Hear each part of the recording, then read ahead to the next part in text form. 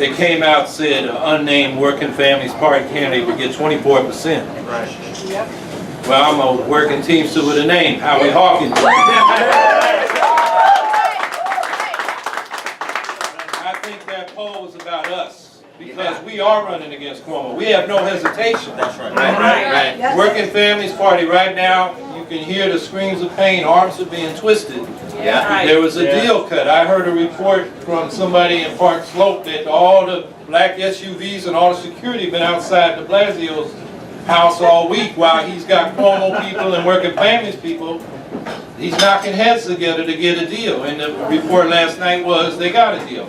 Cuomo has to support getting a Democratic majority in the state Senate. Well, duh. Well, you know, in fact, he likes Republicans there. They're a buffer for him. And he likes those independent, so-called independent Democrats. They're about as independent, I don't know what. They totally tied to, you know, the corporate money. They are a buffer for him for many progressive changes that may come from the Democratic Assembly. So that's one. Two, he's got to support home rule for minimum wage, which would allow New York to have a higher than state standard. And three, they got to support public campaign finance. Cuomo can give it lip service, but what's he going to do after the election? He's going to lay it on the line for those issues? What's his record? Hell no. You know, his record is we're going to go after the public employees, especially them bad teachers, you know, that are wrecking our kids' education. And he's trying to privatize schools. That's why Brian Jones, an educator, a teacher for 9 years in New York City public schools, is my running mate, because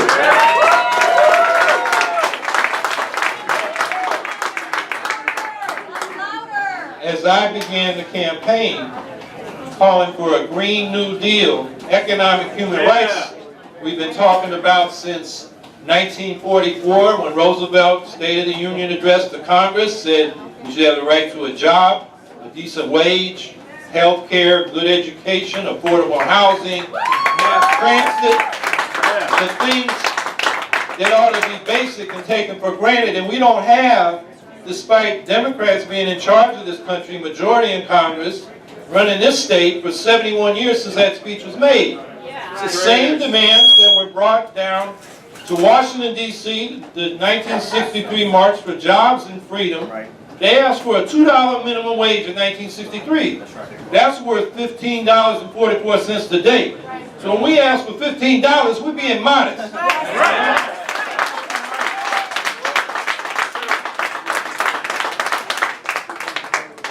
So, you know, I think what we got to tell the Working Families voters, the leadership's cut a deal. They'll probably get the endorsement for Cuomo, but there are voters out there that vote for them and get involved for the best of reasons because they think we're going to fight for progressive policies, and they're not going to get them. And what I'm going to tell them is, we feel your pain. We're here for you. You're welcome to work and organize and vote for us for the things that your party was supposedly talking about.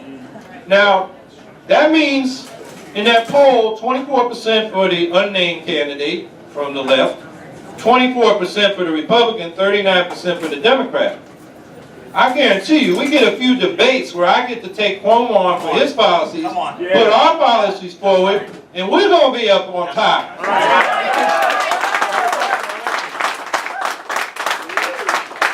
Because what we are talking about is what working people want. We know from the polls, the problem of politics in this country is that what the people want doesn't get translated into public policy because the two parties are run by the 1%. You may have heard this study out of Princeton and Northwestern. They went through 1,100 policies before Congress. The working people got none of them. That was in conflict with the 1%. We got nothing. That's because we don't have our own party. We can't lobby the elite to do for us. We got to do for ourselves. We need our own party. So this is not just about issues. It's about building a party of working people that organizes, doesn't just mobilize. You know how all these liberal groups, you know, they get you on their list and they e-blast you and say, do this, do that, come to this meeting, and we'll talk about it, but they don't let you talk, they tell you what's going on. Our model's got to be what Snick did in Mississippi with the Freedom Democrats. Wasn't Bob Moses, Harvard wasn't math professor who spoke for the Freedom Democrats. Come on. It wasn't Muriel Tillinghast, who was our vice presidential candidate with Ralph Nader in New York in '96, snake veteran. Come on. Wasn't Coley Clark, who we run for Senate. They were coming out of, Berosus out of Harvard, Tillinghast out of Howard, Coley Clark out of Tougaloo. That's right. And they organized the grassroots people. And who did they pick to speak with them? Fannie Lou Hamer. That's right.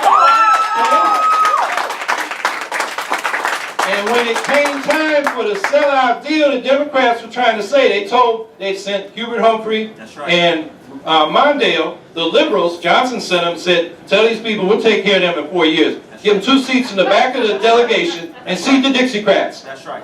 And Fannie Lou Hamer famously said, I've been sick and tired all my life. And I'm sick and tired of being sick and tired. Right. And told Humphrey and Mondale where they could stick that proposal. That's right. And at the time, Martin Luther King and the civil rights leadership was saying, take the deal, take the deal. But Fannie Lou Hamer, she was working class. That's right. She come from picking cotton. She was sick and tired of being sick and tired. And she was not going to sell out. Nope. What did she get from selling out? She would get nothing. Right. And that's the kind of party we need, where we act and speak for ourselves. So my challenge to us is, okay, we're poised. Maybe we can get 10%. It's going to be difficult. People go for unnamed, you put a name on it, the vote comes down.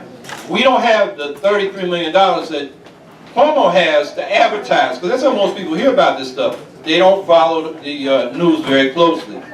So, our challenge is, are we ready for this influx of people? Are we ready to organize and not just mobilize?